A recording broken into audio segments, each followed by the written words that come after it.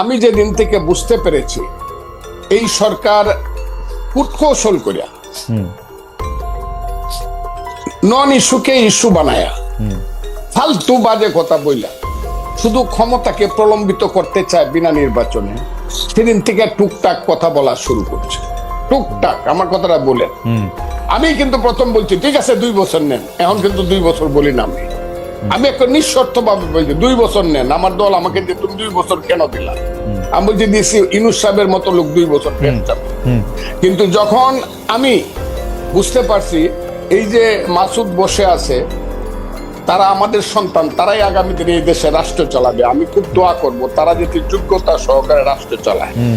কিন্তু তাদের যে মূল নেতা বলা হইলো জাতিসংঘে গিয়া, তার নাম হলো মাহফুজ আলম, যাকে মাস্টার মাইন্ড হিসাবে ইউনূস সাহেব পরিচয় করে, এতে আমার কোনো আপত্তি। কিন্তু ও প্রথম দিকে কিছু কাজ করলো আমার ওই সন্তান এবং কিছু কথা বললো, যে কথাগুলোর সঙ্গে আমি সিরিয়া, ইরাক বা মধ্যপ্রাচ্যে কিছু আদর্শিক মিল পাই। আফগানিস্তানে এই মিলগুলো আমাকে আহত করছে। কেন আহত করছে? তারা গত 6 মাসে 6 মিনিটের জন্য মুক্তিযুদ্ধ কথাটাই বলে না। তারা মুক্তিযুদ্ধ বলতে চাইছে 47-কে এবং 24-কে, কিন্তু 47 আর 24-কে 71-কে যারা বাদ দেয়, 71 হলো মুক্তিযুদ্ধ। এই মুক্তিযুদ্ধের পেট ছিঁড়েই বাংলাদেশের জন্ম। মুক্তিযুদ্ধ হলো বাংলাদেশের মা। কথাটা আমি বলি কিনা বলেন আপনি?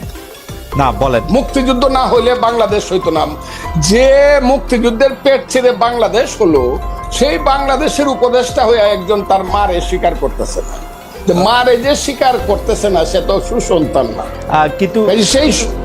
কিন্তু ফুলু ভাই, আপনি কি খেয়াল করেছেন যে 1 সপ্তাহ কম আগে জনাব মাহফুজ আলম একটা ফেসবুকে স্ট্যাটাস দিয়েছেন, যেটা শিরোনাম হচ্ছে মুক্তিযুদ্ধ মানে বাংলাদেশ। আমি শুনেছি। তাইলে ওই পেজটা উনি এই বিতর্কটা উনি সৃষ্টি, তাইলে আমি যদি বলি অবশেষে অরিন্দম কহিলা বিষাদে।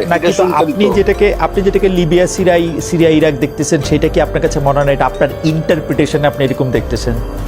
আমার ইন্টারপ্রিটেশনে তাদের কথায় আমি আপনাকে বলি, তাদের কথায় আমি এরকম দেখতেছি। কেন দেখতেছি? এখন আবার কালকে দেখলাম তারা যে নতুন দল করবে, এটার যে কথাবার্তাগুলো তারা বলছে সব হলো লিবারেল ডেমোক্রেটিক পার্টির কথা। তা আপনি যদি সকালে একরকম কথা বলেন, দুপুরে একরকম বলেন, বিকালে একরকম বলেন, রাত্রে একরকম বলেন, তা আমরা আপনি একটা দেশকে কিভাবে পরিচালনা করবেন এবং কিভাবে একটা নতুন দল গঠন করিয়া। কিন্তু ফজলু ভাই, আপনি দেখতেছেন না, এরা তো একটা যুদ্ধের মধ্যে আছে। আসলে এই যুদ্ধ তো শেষ হয় নাই।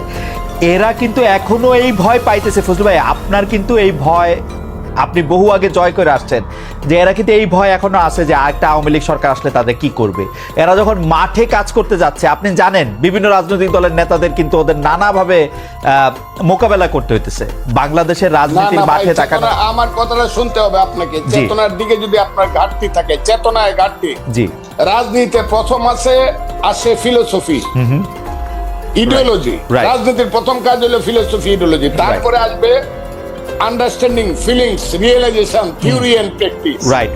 আপনি যদি ফিলোসফিতে বারবার ওই লেখেন যে 52 থেকে 24, 71টা বাদ দিয়ে যদি আপনি 21 ওই যে এটা কি বলে 21শে ফেব্রুয়ারি মাস করেন, আমার ভাইয়ের রক্তে রাঙ্গানো 21শে ফেব্রুয়ারি, আপনি 52 আর 24 করে ফেললেন, একাকারে পোস্টার করে ফেললেন, 71টা আপনি বাদ দিয়ে দিলেন। 71টা আপনাকে কি কামড়াইছে নাকি? যদি আপনি 71-এ না থাকেন, আমি ওদের সাথে থাকবো না।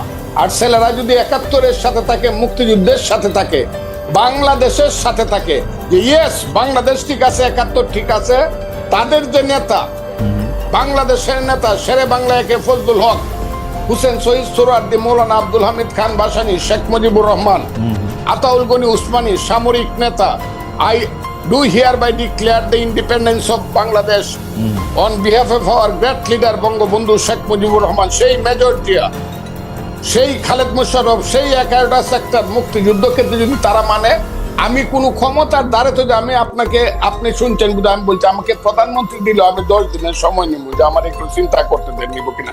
মন্ত্রী তো জীবনে কোনোদিন নিব। আমার এইগুলোর প্রতি কোনো খায়েশ নাই। তারা যদি এইটা মানে, ওই ছেলেরা দেশ চালাক তাদের নীতিগত ভাবে, কিন্তু মুক্তিযুদ্ধ না মানলে আমি যেই না মানবে তাদের বিরুদ্ধে থাকবো। ফজলু ভাই, আমি খালি ওদের ডিফেন্সে আমি বলতে চাই যে আজকে আমি দেখলাম যে সংস্কৃতি উপদেষ্টা ওই যে ৭১-২৫ মানে ৫২ পরেই ৫২ পরে ২৪ এরকম ৭১ বাদ দিয়া কিনা, ওইখানে আমি দেখলাম যে পোস্টারের থিমের মধ্যে ৭১ আছে আসলে, কিন্তু যেটা সামনে কম আসছে, মানে এটা আছে ১ আর ২ হলো আমি ৭১ যার কম আছে, বাপের নামটা যার ছোট করে লেখে, শাসার নামটা বড় করে লেখে না, কিন্তু সে সুসন্তান না।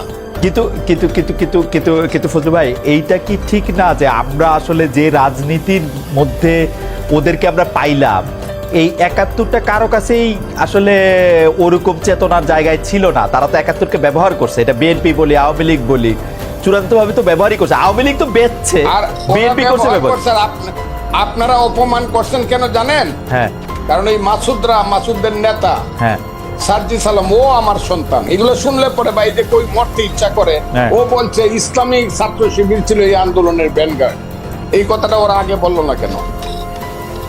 এই কথাটা খুব বলতো তারা না। কিন্তু ফজলু ভাই, আমি জাস্ট বেনিফিট দেওয়ার জন্য ও ইসলামিক ছাত্র শিবির অনুষ্ঠানে গিয়া বলছে ইসলামিক ছাত্র শিবির আমাদেরকে সাহায্য করছে না, ও শহীদ মিনারে বলছে, ওদের মিটিং এ বলছে, সার্জিস নিজেদের মিটিং এ বলছে, ইসলামী ছাত্র শিবিরের মিটিং এ না। আমার তো ধারণা ওই শহীদ ছাত্র শিবিরের মিটিং এ বলছে। নো, ইসলামী ছাত্র শিবিরের মিটিং এ সোহরাওয়ার্দী উদ্যানে শিবিরের সদস্য। আমার মনে হয় যে ইসলামী ছাত্র, যাই হোক আমার মনে হয় যে ফজলু ভাই অনেকগুলি প্রশ্ন তুলেছেন, সেই প্রশ্নগুলির জবাব আমি একটা কথা বলে দিই আপনাকে। জি, যাই মনে করুক, যে যা মনে করুক, যে ইসলামিক ছাত্র শিবিরের পত্রিকায় লেখে যে মুসলমান যারা মুক্তিযুদ্ধ করছে তারা মাপ চাইতে হবে, আমি তাদেরকে আলবদর রাজাকারের সন্তান ছাড়া কিছু মনে করি না, এবং আলবদর রাজাকারের সন্তানের সাথে আমার কোনোদিন মিল হবে না। ওরা আমাকে কিন্তু ফজলু ভাই এইটা ওদেরকে পয়েন্ট আউট করার পরে এটা ওরা প্রত্যাহার করলো, তো এটা তো ওরা বজায় রাখবে কেন? ওদের যে স্বভাবের পরিবর্তন হয় নাই, চরিত্রের পরিবর্তন হয় নাই, এরা যে ৭১ সনে রয়ে গেছে এটা প্রমাণ। ওকে, আমি ফজলু ভাই অনেকগুলি প্রশ্ন অবতারণা করেছেন, আমি জনাব আব্দুল হান্নান মাসুদের কাছে ও কিছু বিষয় নিয়ে একটু জানতে চাইবো। ছেলেরাই সব করবে। ওকে, আচ্ছা, আল্লাহ, ঠিক আছে। না, এইখানে ছেলেরা সব করেন, উনি বলছে ছাত্ররা দল গঠন করবে, এইটা আসলে তার নিরপেক্ষতা। আপনি তো প্রশ্নটা শুনেন নাই মনে ফজলু ভাই।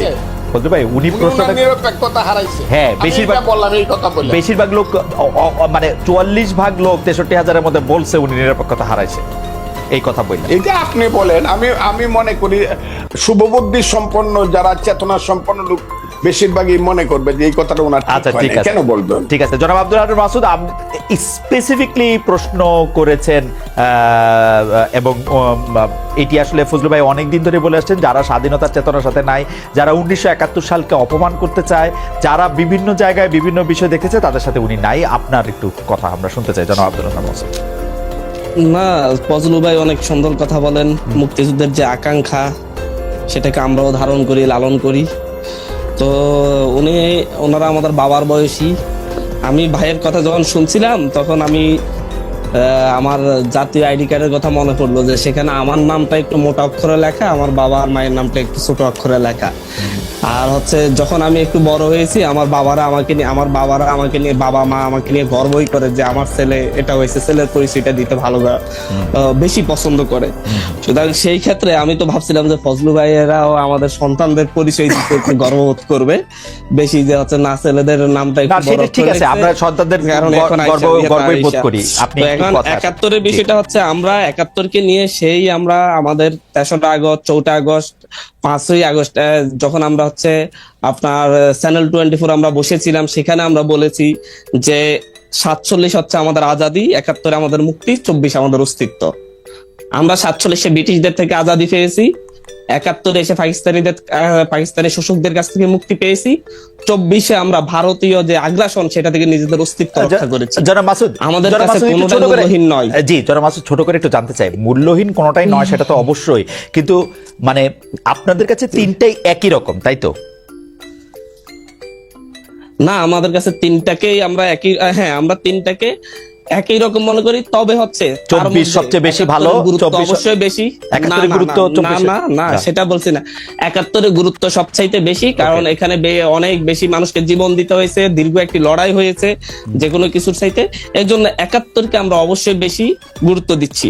ফজলু ভাইয়ের কয়েকটা বিষয়ে আমার কথা বলতে হচ্ছে আজকে। ফজলু ভাই যখন বলছিলেন যে হচ্ছে আল বদর, যারা ভাইয়ের সমালোচনা করে তারা রাজাকার আল বদরের সন্তান, তবে আমি এই কথাটাকে, ঠিক এই স্পেসিফিক কথাটাকে শেখ হাসিনার সাথে এবং হচ্ছে আওয়ামী লীগের সেই টোনের সাথে আমি একই রকম মিল পেয়েছি। একই কথা, একই ভাষায় আওয়ামী লীগের সমালোচনা করলে, মুক্তিযুদ্ধের সমালোচনা করলে